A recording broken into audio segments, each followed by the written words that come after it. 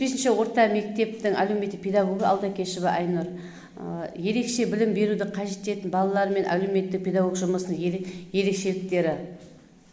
Әлеуметтік педагог жас тұлғаның психологиялық, педагогикалық ерекшеліктері мен оның қызығушылықтары мен қажеттіліктерін, мінез-құлқындағы ауытқуды анықтай отырып, оны қоршаған ортаны зерттейді және балаға уақытында әлеуметтік көмек пен қолдау көрсетеді.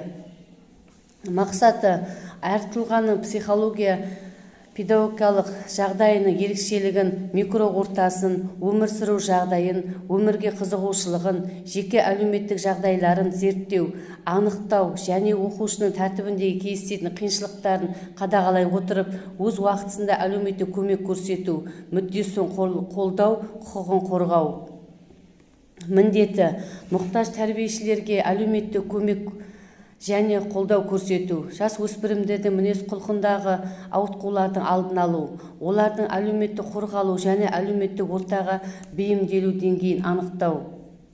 Әлеуметтік педагогтың үнемі жасап отыру керек жұмыстары: мектепте де, отбасында да оқушының даму жағдайын зерттеу, оның жеке даму деңгейін, психологиялық және физикалық жағдайын, отбасының әлеуметтік мәртебесін анықтау.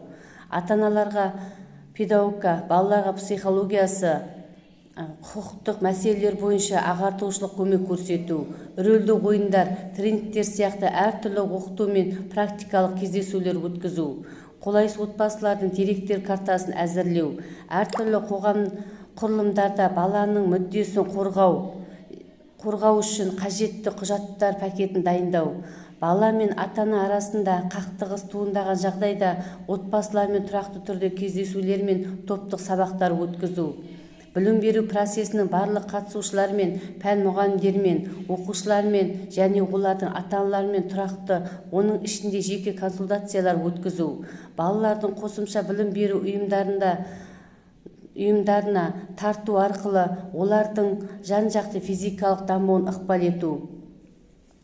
Ерекше білімді қажет ететін балаларды толыққанды тәрбиелеу және әлеуметтендіру, білім беру процесіне қосу үшін жағдай жасау, соның негізінде инклюзивті оқытуды енгізу мемлекеттік әлеуметтік саясаттың бір бағыты болып табылады.